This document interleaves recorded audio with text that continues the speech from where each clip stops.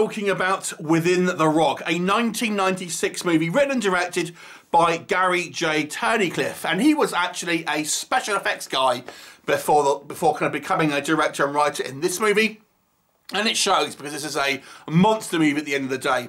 Now, this movie you can really describe, at least the plot sort of style, as Alien meets Armageddon, because the story here, we have a huge asteroid which is heading towards Earth. It's referred to as a moon, but ultimately it's just it's a huge asteroid, and it's on a collision course. And we learn that the military kind of want to shoot missiles at it and blow it up, but the scientific community said it's not a good idea because the resulting debris will hit Earth and be just as kind of catastrophic as the asteroid hitting itself.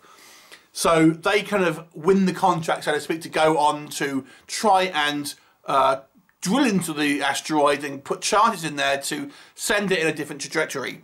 Now, that's ultimately what ends up happening, or at least the attempt of it. But whilst the scientific crew are there, who is, miners and kind of scientific crew, very much kind of like your Armageddon movie, they discover that there is an ancient alien monster buried within the rock that seems to have been put there as some type of tomb by an ancient alien species to imprison this kind of creature.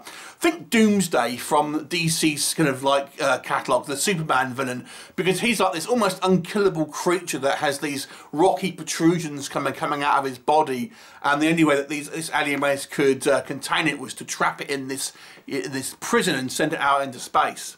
And now our miners have to deal with it. What'll happen? You have to watch the movie to find out. This is a fun mid-90s science fiction action film that I think has a number of elements in its favour. Number one, because our director comes from a special effects background, the creature effects, I've got to say, are pretty good. Now, ultimately, it's a man in a suit, but the way it's filmed, it makes the creature seem a hell of a lot bigger, and we have some really good kind of like model making here for quite a kind of unique creature that kind of has these rocky protrusions and is actually able to somewhat camouflage itself. And we actually do get a bit of mythology about the creature as well. There's a prologue where we see this kind of creature being imprisoned, and we learn some stuff through the movie as well about the creature. What else did I like?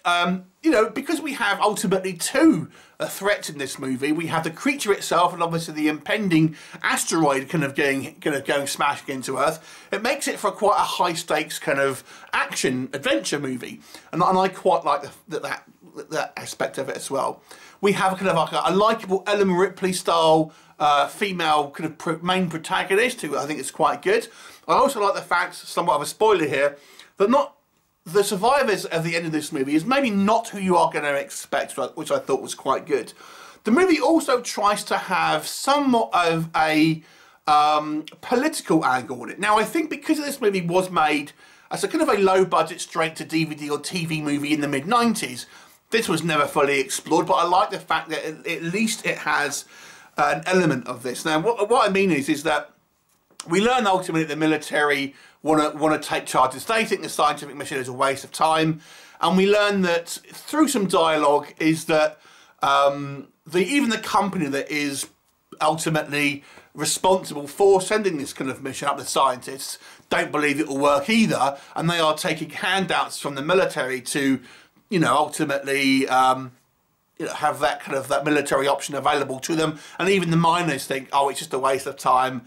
The military is going to sort it out anyway. So they're up there kind of trying to line their pockets of any kind of like precious metals that they find, things like that in the rock. And it makes it for some interesting espionage kind of style, aspects of the film that aren't really fully developed, but I appreciated the fact that they were there. I think because this movie was made in the mid-90s and ultimately was a made-for-kind of TV monster movie, it was introduced, but nothing was really done with it. But I like the fact that we did at least have somewhat of an interesting, idea here. There also is an attempt to kind of like explain away some of the kind of the more sillier aspects. For example, how these people are able to breathe because they have a kind of a fake bubble of kind of atmosphere that they can put out around the area to let people breathe. As silly as it might be, I like the fact that at least we do have some explanation for some of the more sillier elements. Now, what doesn't work in the movie, despite there is an attempt to have some of the silly elements explained, it's kind of still quite a silly movie in a lot of aspects. Hey, it's a 90s action sci-fi movie with a low budget. I don't think we can be too picky necessarily on some of the kind of the critiques about logic and that sort of thing. It is what it is. But they are there, and some of it are silly. For example, like this ancient alien language that someone is able to decipher it in literally a few seconds. That was kind of a little silly. A few things like that which just make it somewhat of a silly film. The characters are somewhat cliche, and again, this is somewhat of a sign of the times. You know, we have our slimy kind of backstabby character, of course played by Xander Berkeley, who always kind of plays these type of characters. We have our strong kind of female protagonist who is kind of all business. Lots of kind of cliche and stock characters. So the acting isn't too bad, to be fair, I think, for the most people, but there is still some quite kind of cheesy dialogue as well. As much as I like some of the effects in regards to the monsters, I think some of the other more digital effects, for example, the scenes in space are quite weak and kind of seem almost like they're almost 70s effects in actual fact.